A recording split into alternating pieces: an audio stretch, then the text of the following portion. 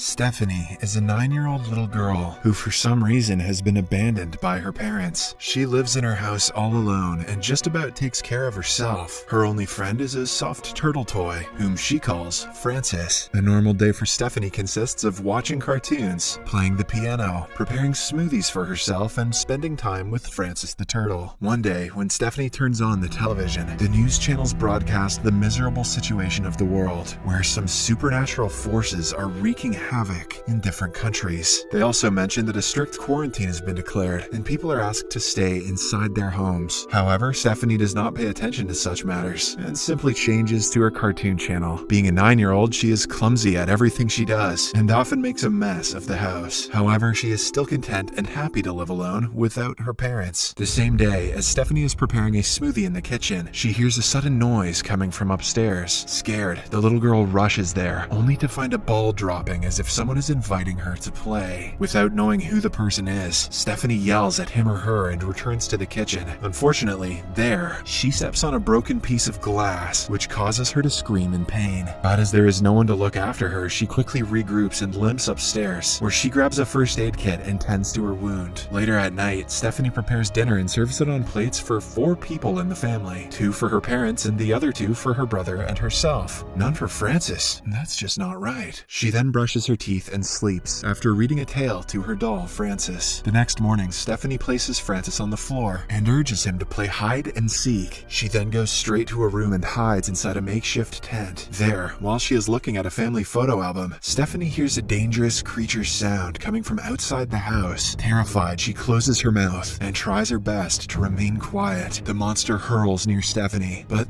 leaves when it doesn't see anyone. After a while, Stephanie slowly comes out of her tent and approaches the window to take a look at the creature. Sadly, she sees no one and deduces that the creature has escaped into the nearby woods. She then tells Francis that the monster doesn't like noises, so they should remain silent. In the afternoon, as Stephanie is playing football with Francis, she notices her pet rabbit, Mr. Hopper, wandering around the garden. Turns out that he has somehow managed to get out of his cage. Stephanie asks Mr. Hopper to wait for a while and rushes to the kitchen to prepare some food for him. After some time, she comes back with a bowl full of tomato sauce. She then tries to lure Mr. Hopper back inside, but fails as the rabbit hops towards the woods. Dickhead rabbit don't deserve my tomato sauce anyway. Afterward, when Stephanie is brushing her teeth at night, the electricity suddenly cuts off, making her scared. She then rushes to her brother Paul's room and holds his hand. Strangely, the hand looks pale and weak, as if he is already dead. But when Stephanie urges Paul to protect her, his hand slowly moves, implying that a supernatural force is controlling him now. At night, she hears a loud bang by the window, which scares the life out of her. Slowly and warily, she goes to check and finds blood all over the place. The little girl follows the trail and finds her pet rabbit, Mr. Hopper, badly injured and bleeding on the table. Enraged, she enters Paul's room and blames him for the rabbit's death and the departure of their parents. She then picks up a baseball bat and starts bashing his body, which is lying on the bed. Because of this, the cloth covering Paul's head slips, which reveals his decomposed face. The following night, it is raining and the power again cuts off. Stephanie goes to the basement to get some candles, and while there, she notices the washing machine shaking violently, like someone is trapped inside. Afraid, she runs straight to her makeshift tent and sleeps. Late at night, Stephanie hears someone opening the door. She walks downstairs to check it and sees water everywhere on the floor. She assumes that someone has managed to sneak inside the house. When lightning occurs, one can clearly see that someone is standing behind her back. I don't think I've ever described a jump scare like that before. Frightened, Stephanie goes to the bathroom and locks herself inside. The footsteps start approaching her, making her close her mouth in horror. But to her surprise, it's her parents, Eric and Jane, who have returned to visit her. After all this, the little girl reunites with her parents and sleeps with them. The next day, Jane changes her dress in front of Stephanie, assuming that she is sleeping. However, she is wrong. The little girl is awake and she stares at her mother from behind. Strangely, there are some dot-like scars on her mother's belly, which frightens Stephanie. Later, she notices her father carrying wooden blocks, trying to prepare a fence around the house. He claims that he is doing this to protect the house from the monster. Seeing this, Stephanie rushes to her brother's room, but does not find his corpse there. Without notifying anyone, she then walks into the woods in search of her brother. But to her dismay, she finds that her parents have already buried Paul near the backyard. Angry, the little girl frantically tries to dig out the body with her hands, but at the same time, she is called by her parents. When Stephanie returns home, her mother Jane urges her to never step out of the fence without their permission. The little girl obliges, but expresses her desire to have Paul back in the house. The next morning, while having pancakes for breakfast, Stephanie asks her mom why she left her alone in the house. Jane replies that it was not her choice because they had assumed that Stephanie was also captured by the monster. Hearing this, the little girl tells her mother that the monster lives in the woods and will attack them whenever there is chaos or noise inside the house. She also mentions that one should remain silent and calm when the monster enters the house. Later at night, the dead body of Paul is brought back to the house through the window by an unseen force. Both the parents are sad to see this, as they had just buried him with heavy hearts. However, Stephanie reacts normally as if nothing had happened. During dinner, she asks Eric if the monster brought her brother back, and Eric confirms it. He also tells Stephanie that the monster is after her and will follow them wherever they go. In the next scene, Stephanie secretly enters her mother's room and finds numerous newspaper articles posted on a board, including little children like her committing heinous crimes. She goes through a book kept on the table and gets to know that Jane is actually trying to study brain surgery and its procedures. While she is looking through other posters, Jane rushes into the room, causing Stephanie to hide under the table. Jane looks worried, and when she looks at the brain pictures, she loses her temper and throws them away. Afterward, Stephanie can be seen chilling in the bathtub when Eric approaches her. He tells her that the monster is not an external force, but only the result of her bad feelings. Hence, she needs to control herself and try not to let the negative feelings take over her. Stephanie politely agrees, but in return, asks her father why she was left alone. This makes Eric emotional, and he slowly whispers that he was afraid and had no idea what to do to save his family. At night, Stephanie walks downstairs and hears her parents discussing ways to keep her under control. Eric seems positive, believing that Stephanie can control her emotions, while Jane thinks otherwise. She suggests that they perform a brain procedure, but Eric opposes it, stating that it has high risks. He also continuously mentions that he doesn't want to lose his daughter. Stephanie, who's hearing all of this, doesn't say a word and simply returns to her room to sleep. In her dream, she hears a strange sound coming from the other side of the entrance door. Slowly, she walks towards it and notices that it is already open. Suddenly, when she approaches the door, it closes, making her terrified. Despite this, she slowly opens it again and finds her father's ghost on the other side. With this, she starts screaming and eventually wakes up from her nightmare. However, Stephanie is still not convinced that it was only her imagination. Hence, she goes downstairs and stands in front of the same door. But just then, her parents arrive and comfort her. Stephanie tells Eric that she saw the monster killing him in her dream. And as soon as she says this, the entrance door opens all of a sudden, and an unseen paranormal force drags Eric out. Seeing this, Jane carries Stephanie and takes her to a hiding place inside a closet. Stephanie asks her mother to remain calm and silent so that the monster won't hear them and return. After a while, everything goes silent, and Jane steps out of the closet to check around. When she notices nothing, she confirms to the little girl that everything is under control. But unfortunately, when she asks Stephanie to accompany her, she is pulled by the same unseen force. Frightened, Stephanie runs to her room, grabs Francis, and jumps from the window. She injures herself in the process, but gets right back up and tries to climb a ladder and back to the house. Eric and Jane try to stop her, but to no avail, as the unseen force, which seems to be originating from the little girl herself, keeps dragging them back. Fortunately, Jane uses the last of her strength and pulls Stephanie down from the ladder. But their troubles are far from over. As the parents lie on the ground, a strange creature with tentacles tries to attack them from all sides. Jane orders her daughter to stop, but the little girl is so afraid that she doesn't comply. But before any damage is caused, Jane whips out a chloroformed handkerchief and puts it against Steph's face, hence putting her to sleep. Now, with the creature silenced, she tells Stephanie, "You are the monster." The next day, Stephanie wakes up and apologizes to her parents for running out of the house without their permission. Eric comforts her and reveals that she has a monster inside her that is controlling her activities and her mind. Comforting indeed. With the help of some pendulum balls, he then tries to hypnotize Stephanie and asks her about what she did to Paul. The little girl closes her eyes and reveals that while she and Paul were carving pumpkins for Halloween, he started teasing her. This is why she attacked him with all her arms, i.e. tentacles. Saying this much, she again starts becoming violent, but Jane calms her down with a vaccine. Following this, the parents take Stephanie to an operation room, and Jane proceeds to cut her head open. Eric tries to stop his wife from doing so, but she mentions that it is the only way to keep her alive and safe. It turns out that she wants to remove the monster by conducting a brain surgery. Unfortunately, just before the procedure can begin, the possessed little girl regains her consciousness and destroys the whole lab with her powers. In the next scene, Eric is watching the news, which mentions that the medical procedure conducted worldwide to treat children like Stephanie has gone wrong, and a large number of doctors and other medical personnel have been killed in the process. In the news, it is also mentioned that the medical procedure was the last hope to find a cure. Now that it has failed, the only remaining option is to euthanize the children suffering from this rare condition. In the morning, Stephanie acts as if nothing has happened. On the other hand, the parents plot to kill their daughter by poisoning her hot chocolate. Eric then asks Stephanie to accompany him for a walk in the woods. While the father-daughter duo bonds outside, Stephanie apologizes to her father for hurting him. Eric is moved by the comments, but after a short pause, he asks his daughter to drink the hot chocolate. But right before she can drink it, her telekinesis powers throw the sipper away, and her face starts to turn blue. She tries to control herself but fails, compelling Eric to reach out for his gun and shoot her multiple times. After the incident, a distraught Eric returns home, believing that Stephanie has died. He cries profusely and expresses his guilt for what he has done. However, the next day, when he proceeds to bury Stephanie's body, he finds her standing at the back door of the fence. A dumbfounded Eric tries to react, but Stephanie gives him no chance and throws him in the air with her telekinesis power. She then heads towards the bathroom to find Jane and brings her downstairs, mercilessly striking her on the walls. Following this, she stabs Eric with a knife and breaks Jane's bones, killing them instantly and telling them that they should have never returned. In the last scene, she destroys the whole house with her telekinesis powers, drags her parents' bodies outdoors, and abandons them at Paul's grave. She also destroys the other properties in the neighborhood after dropping and stepping on her toy turtle, allegedly to demonstrate that she has been taken over by the Force. It appears as though her shadow has now extended tentacles like a giant octopus. The movie ends as we are given an aerial shot of the entire Earth, which has been completely ravaged by deadly fires. This indicates that several other telekinetic children are alive and kicking.